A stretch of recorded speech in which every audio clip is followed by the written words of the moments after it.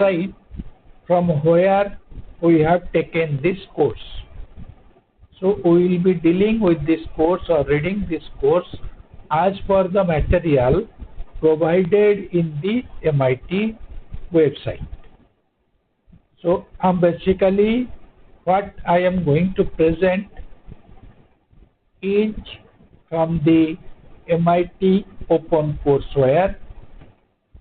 The content of my presentation, today's presentation and other presentations are taken from MIT OpenCourseware, which is available in the PDF form in the site given above. In the red, I have given the site where these are available.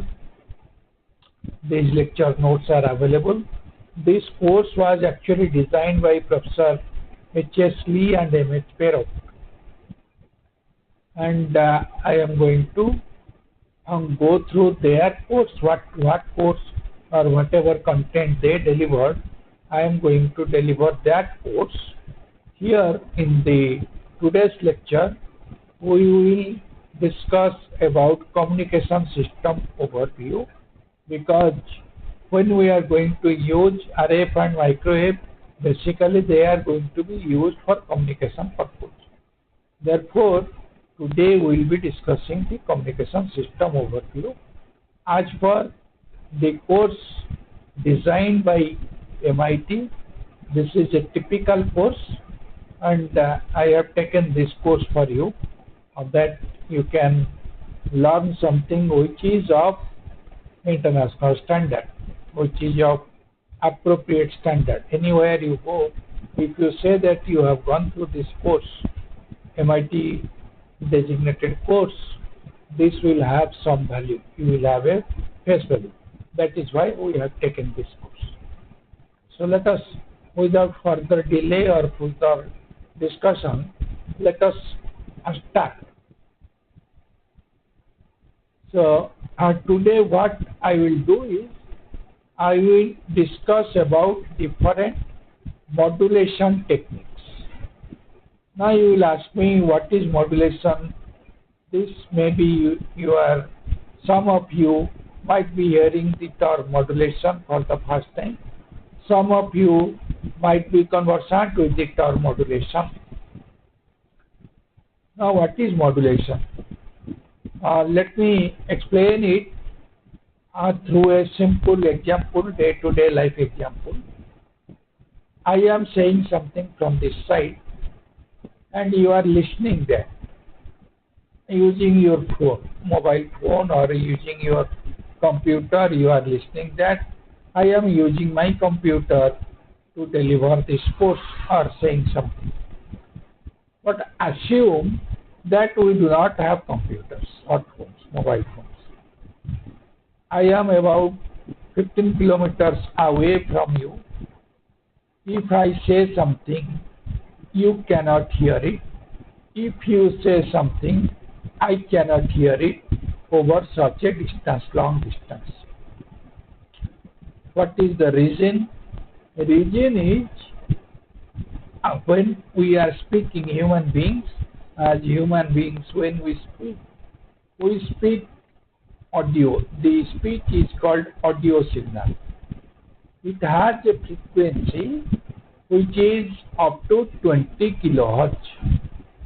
So DC to 20 kilohertz is the frequency range of audio signal. Now find out, if I am speaking, find out what is the energy content in the speech that I am making. So whatever comes out of my mouth, that signal or that speech will contain some amount of energy. In physics, you might have read something called E is equal to hf or h nu. E is the energy, h is Planck's constant, nu or f is frequency. So when frequency is low, energy is low. When a signal comes out with low energy, it will not travel far away. It cannot go to large distance because energy will be dissipated. Energy will be transformed to other forms of energy. From speech energy, it will be transformed into heat energy and other form of energy. It will get dissipated as it travels. So over a large distance or long distance, when we speak, we cannot communicate with each other. So what we have to do is, we have to use high frequency so that we will get more energy and we can transmit the energy. So if we get high frequency, then again there is a problem, because the speech or the audio signal that we are using, upper limit of audio signal, audible signal is 20 kilohertz. Beyond 20 kilohertz, you cannot hear anything. If the frequency is more than 20 kilohertz, we cannot hear anything. When we are using high frequency, then we cannot hear anything, we cannot communicate effectively. So what we do is, we ensure that this low frequency audio signal sits over the high frequency signal. So the high frequency will be a carrier which will carry this audio signal.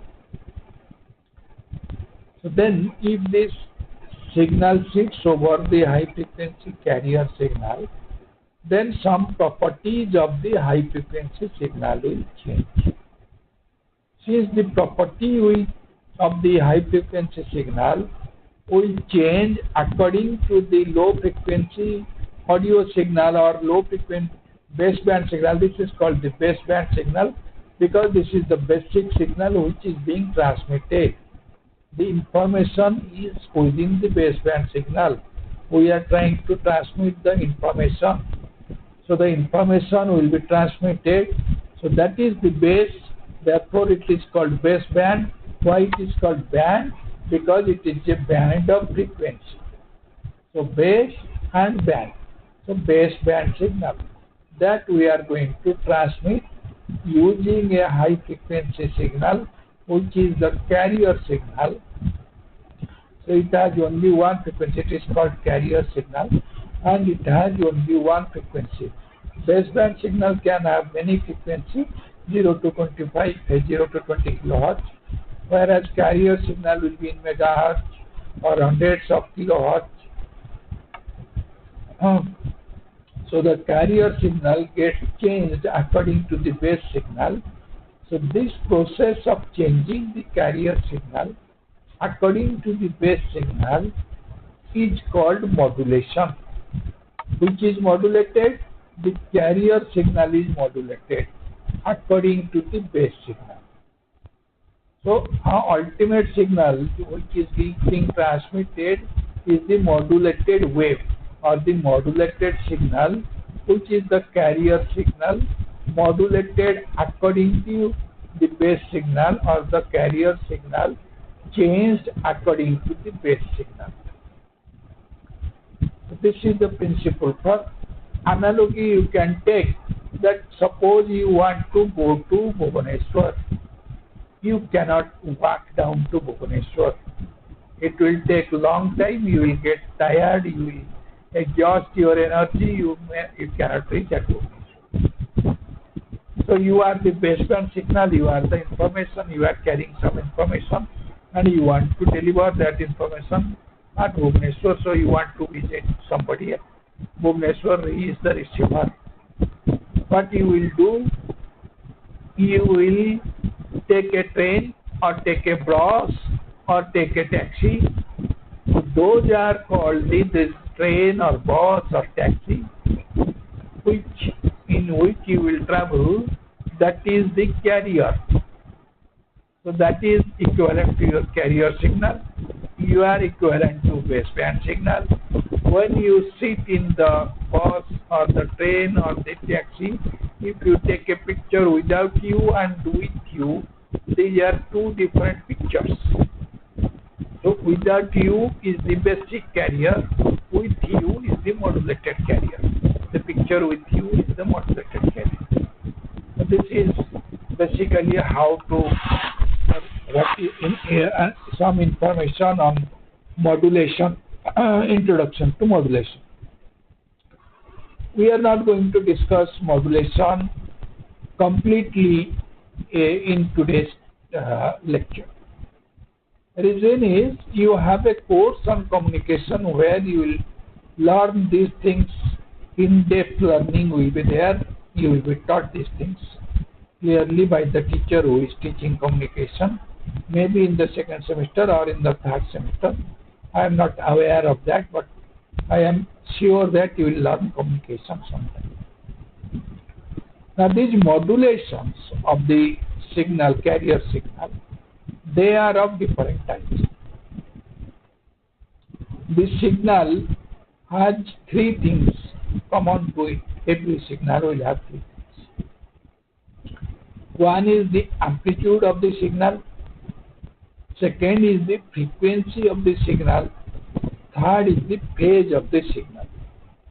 Frequency and phase are independent of amplitude.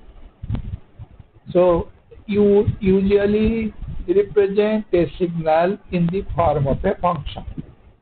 Mostly we use either sine function or cosine function, a sinusoidal function, to represent the signal.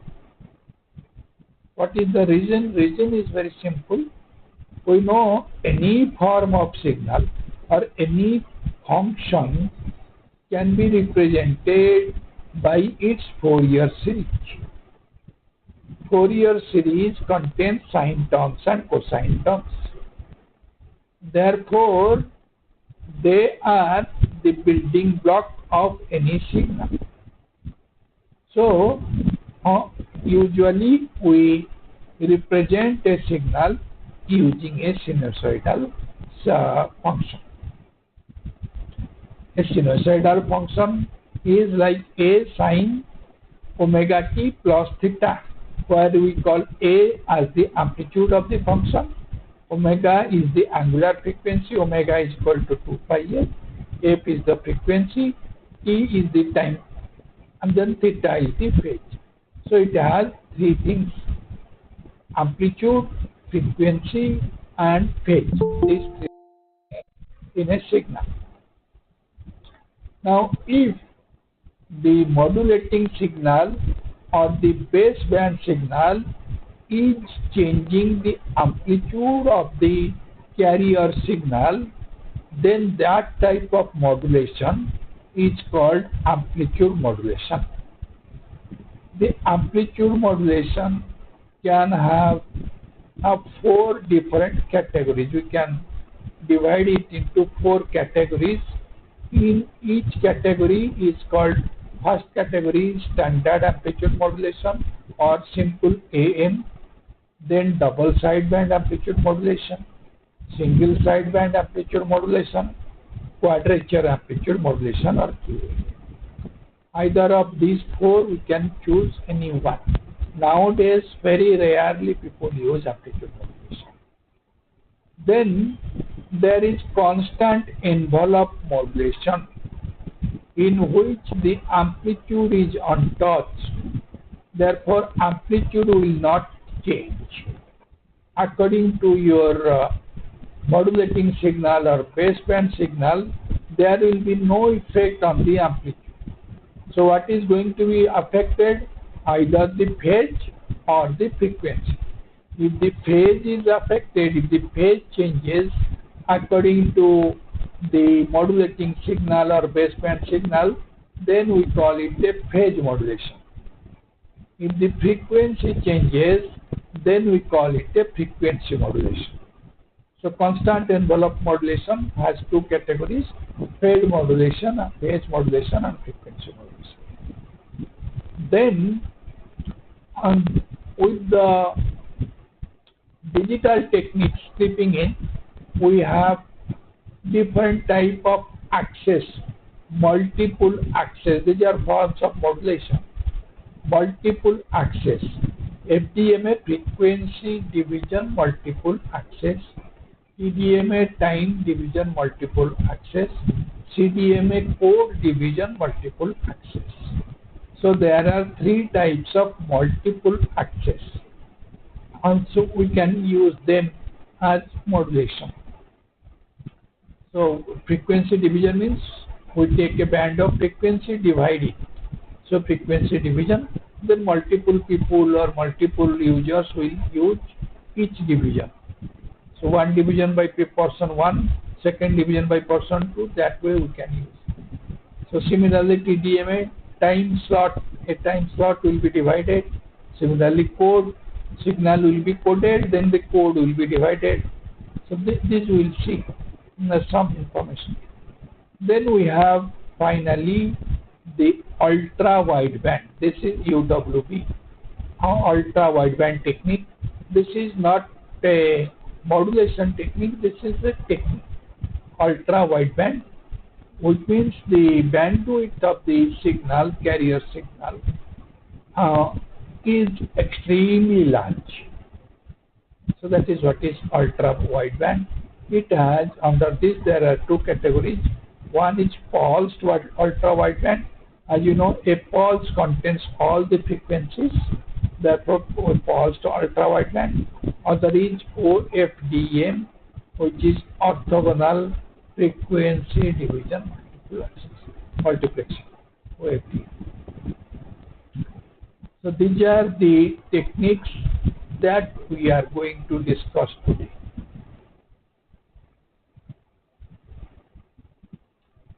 So let us start with the amplitude modulation. Remember that I am not going to discuss any of these in an in-depth manner. That is not required for you in this course. You will be learning this in your communication part. We are going to summarize these things, all the modulation that we are going to summarize these things, or we are going to have an overview.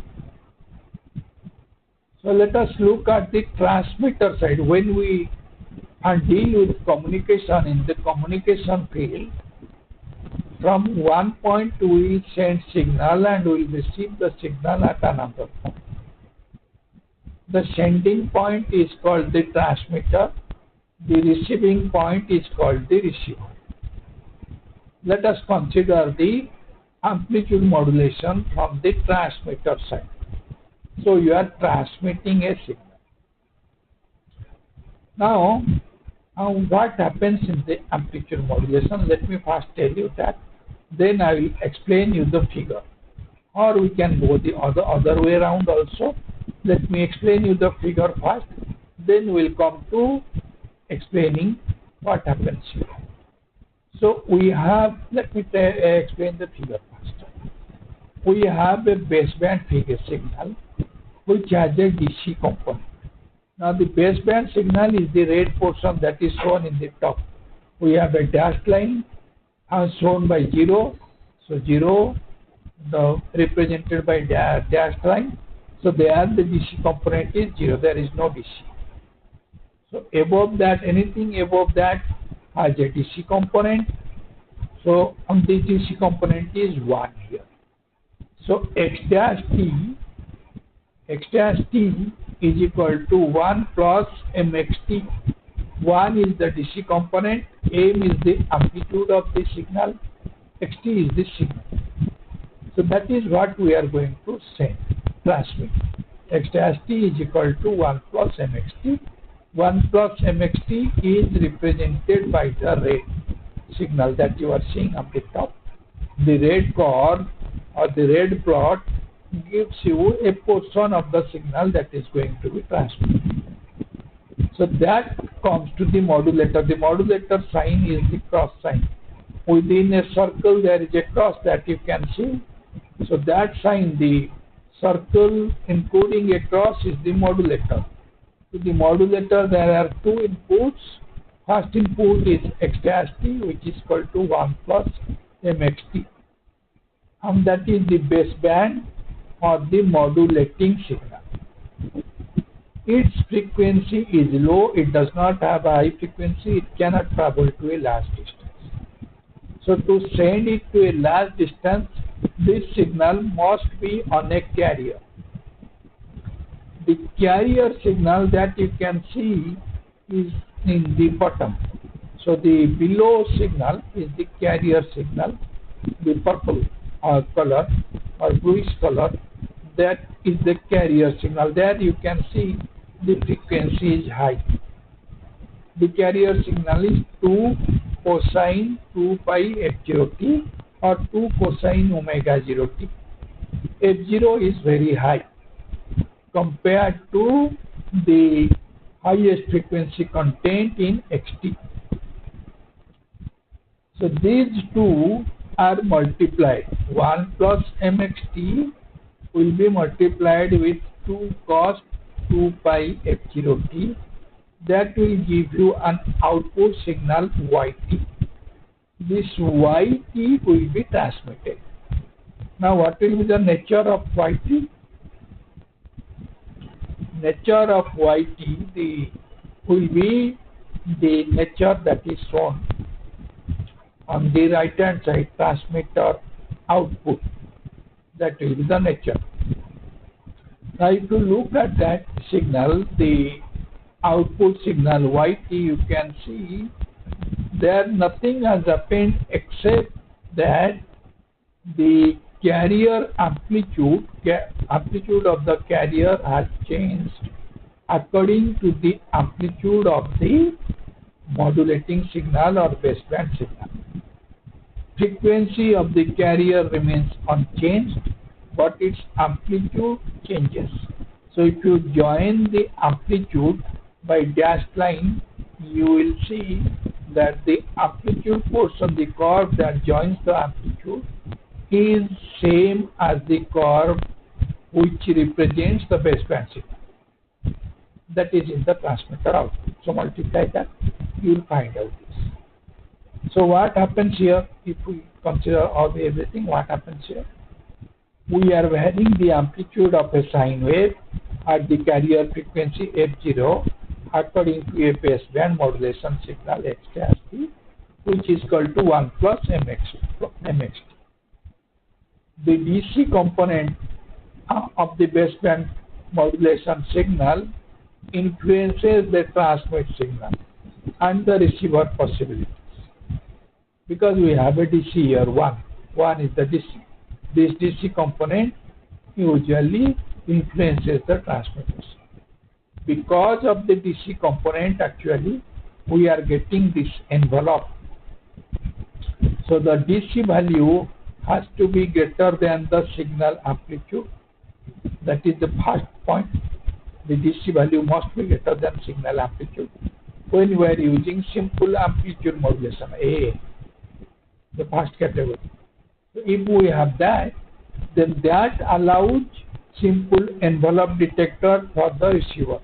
So if you receive, once you get the transmitter output at the receiver, you just detect what is the envelope of the transmitted signal or what is the envelope of the received signal.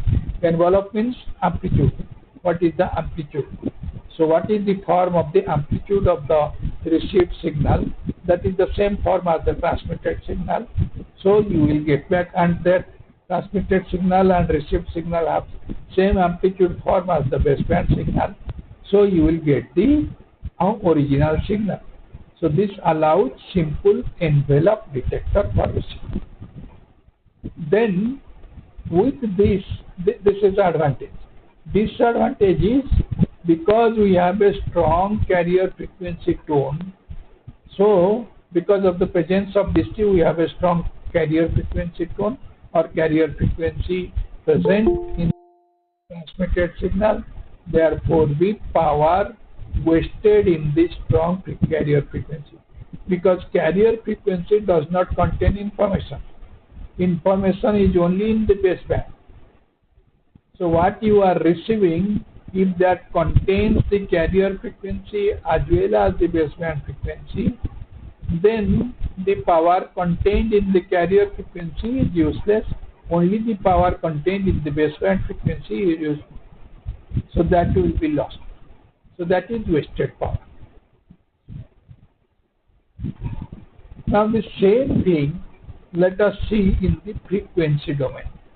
from Fourier analysis in your network analysis, when you studied network, you must have studied Fourier analysis. Any time domain signal can be transformed into its Fourier domain, which is the frequency domain. Now, what is the difference between these two, time domain and frequency domain? How do you look at it? When you draw this picture of the signal in the time domain, we do take the time in the x-axis and the amplitude of the signal in the y-axis.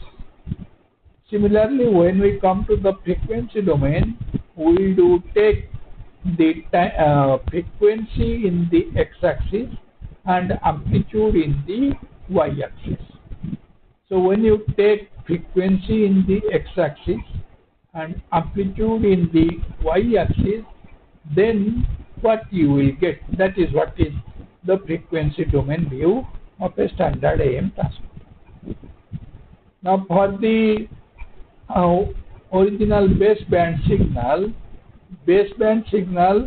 is low frequency signal, which means it is mostly concentrated around this 0. So 0, and it will spread beyond 0. For example, audio signal is from 0 to 20 kHz. So that is what is shown in the red one. The top one, which shows you the red curve, it shows you that the signal which is like a cap, which is like a cap. The red curve that looks like a cap is the signal that is spread around 0. Whereas the DC component is exactly at 0, because DC has no frequency. DC component is exactly at 0. It is shown as an arrow.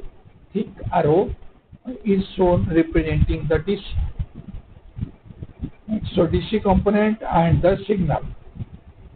So everything you see there, they will be at 0 and some frequency beyond 0, plus minus 0, plus minus something, some frequency beyond 0. After that, for all other frequencies, the amplitude is 0.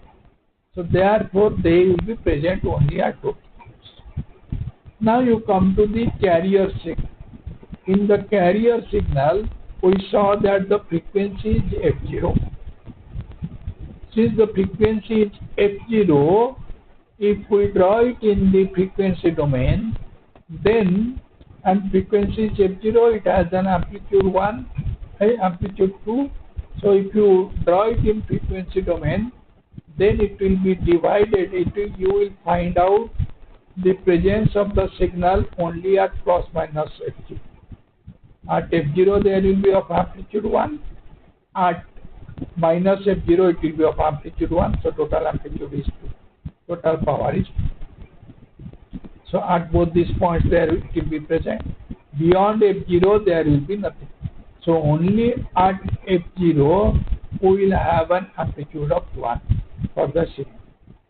So that is the plot or the picture shown below for 2 cos 2 pi F0.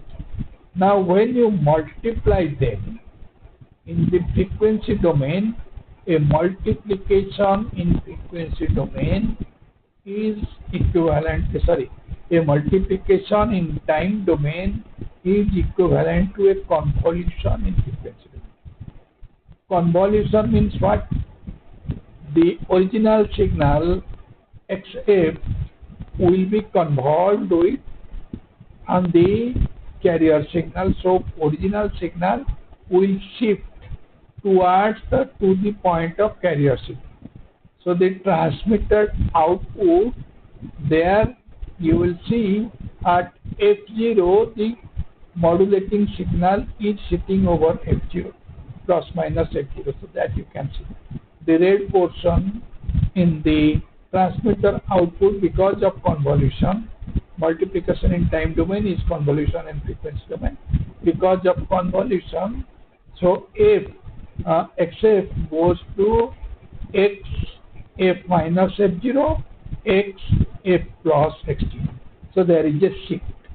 So from 0 DC point, It shifts towards left, shifts towards right. There will be a shift on both the sides. So now, in this, what we have seen basically is the baseband signal XT. It has a non-zero DC component, which is the arrow, red arrow in the top figure. This causes impulse to appear at DC in the baseband signal. The transmitter output has an impulse at the carrier frequency. This component is fixed in frequency and phase.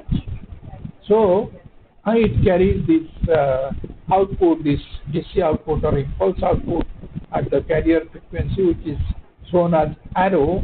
It does not contain any information, as I told you earlier. So that is the waste of power.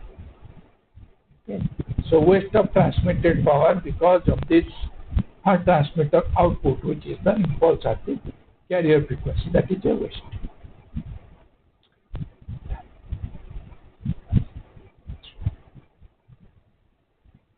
Now, since that is a waste, we do not want to transmit that signal.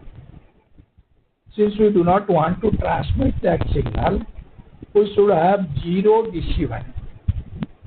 That is called DSB, double sideband or suppressed carrier modulation. So in this, what we do is we suppress the carrier. Carrier will be suppressed. Modulation will be there, but the carrier will be suppressed.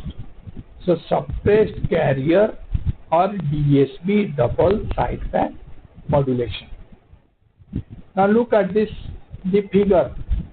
Figure is same as the earlier figure, except that the DC component of the baseband signal has gone away. There is no DC component, one is not there. So there is no XT, only XT. So you can see that red core is oscillating around 0 or fluctuating, not oscillating, it is actually fluctuating around the DC value 0, 1. Other things are same. The carrier remains as it is and the output will be accordingly changed. Now, if you give a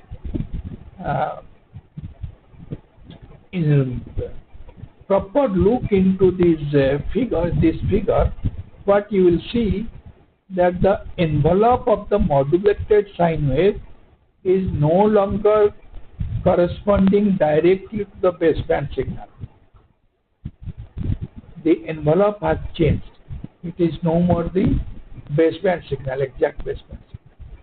The envelope instead follows the absolute value of the baseband signal. So whatever is the plus sign, so that value is following. Why? Because the negative value of the baseband input is producing a 180 degree phase shift in the carrier. It is going in the negative direction in the carrier. It is going into the carrier, dipping into the carrier. So it is producing a negative point. So negative value of the baseband input produces 180 degree phase shift. Negative means 180 degree phase shift. Envelope detector can no longer be used to receive it because the envelope is not the modulated signal. Envelope of the modulated signal is not the baseband signal. So if you use envelope detector, you are not going to recover the signal, original modulated signal. So DSB, we cannot use envelope detector. The carrier frequency tone, which carries no information, is here removed. So this has removed the carrier frequency tone. So less transmit power required compared to the AM. We require less transmit power. The reason is there is no carrier frequency tone. As for the same transmitter, SNR means signal to noise ratio.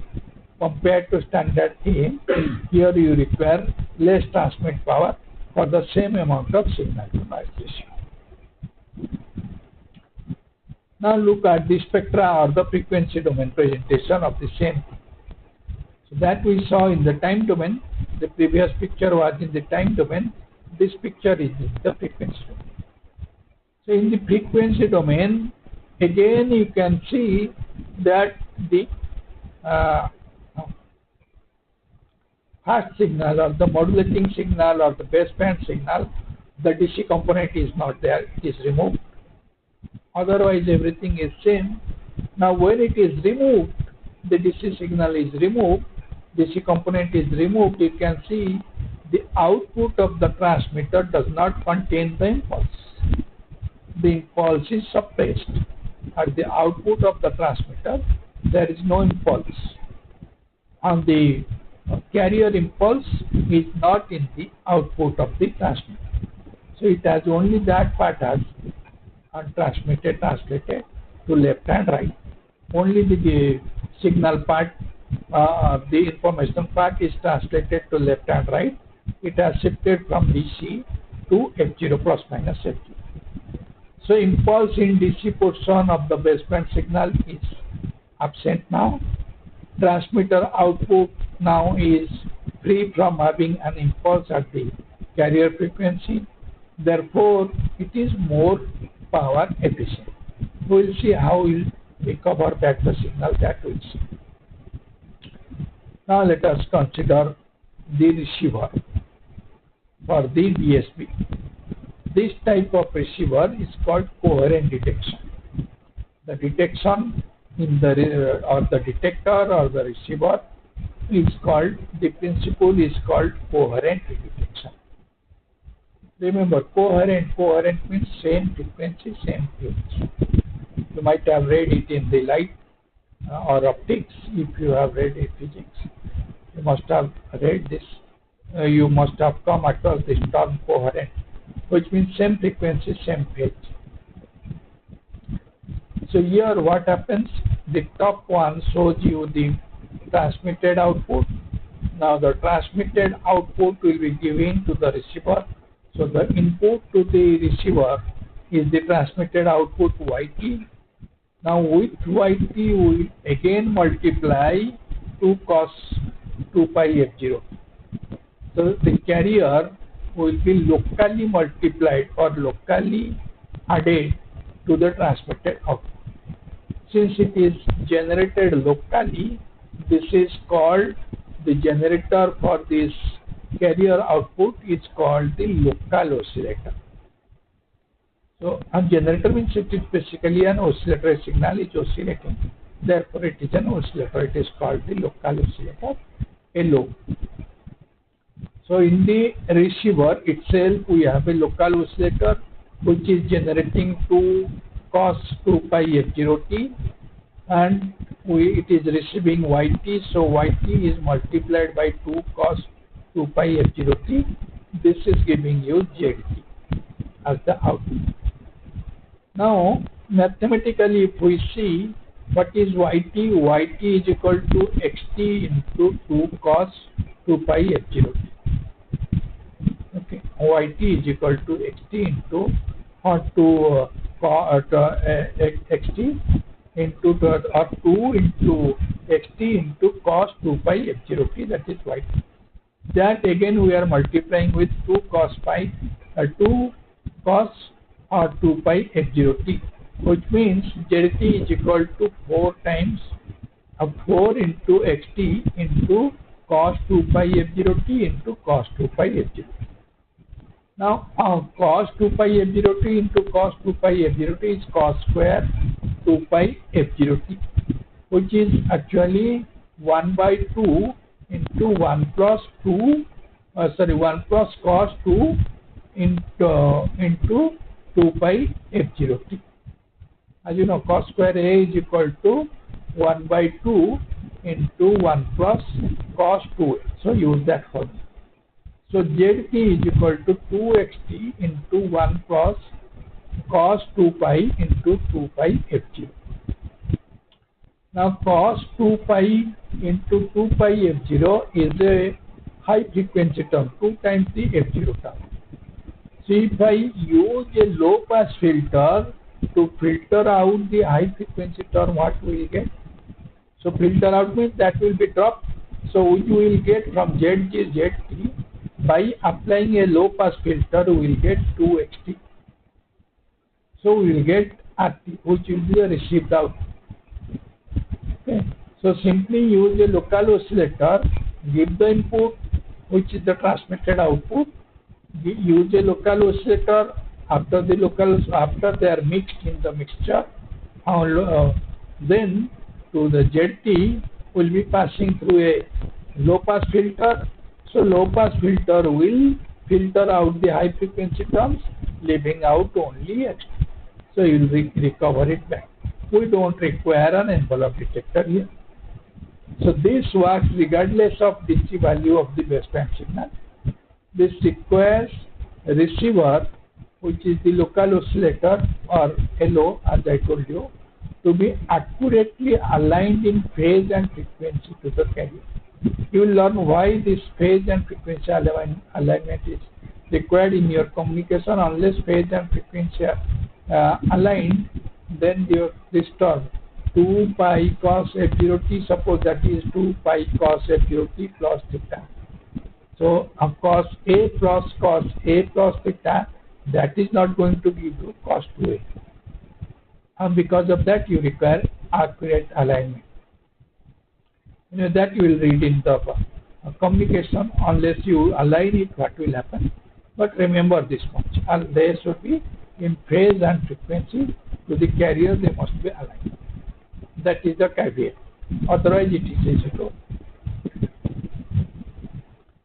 Now let us look at a frequency domain view for the DSP receiver, double sideband receiver. Let us look at the frequency domain view. Time domain view we saw. Now let us look at the frequency domain. Now you can understand this. The top one, the transmitter output, we have already seen. Now you come to the receiver output. What happens in the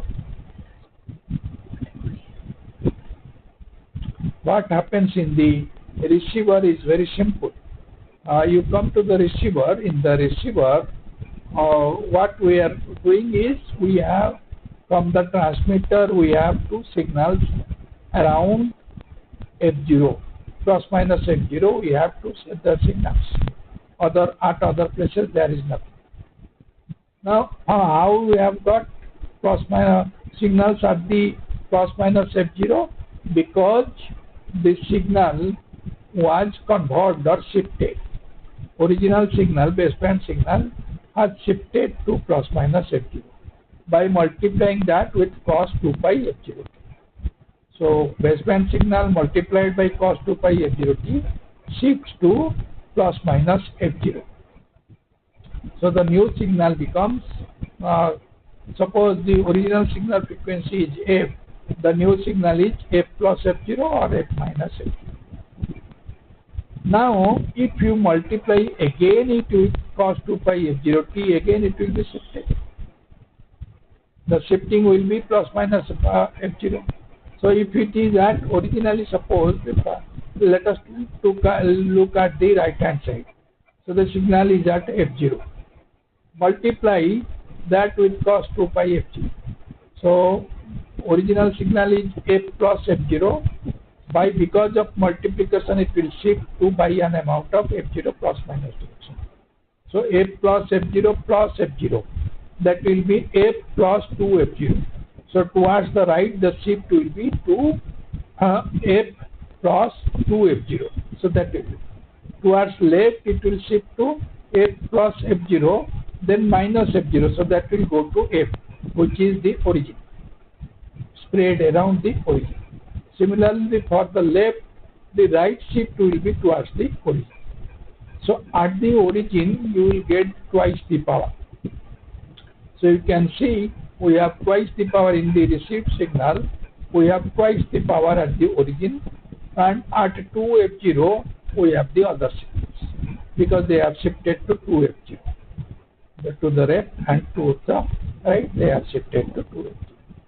Now we do not require the signals at 2F0, plus minus 2F0. Those signals we do not require in the receiving. because the baseband is around 0, around this. So what we will do is we will use a low pass filter.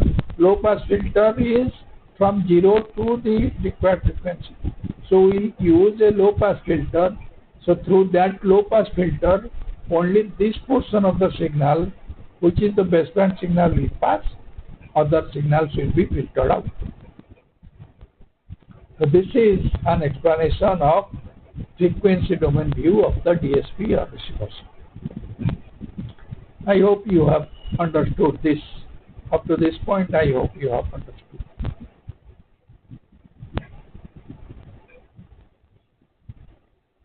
So since this course today's class is 1 hour, so we'll stop here and we'll come back after lunch. So we'll take a lunch break.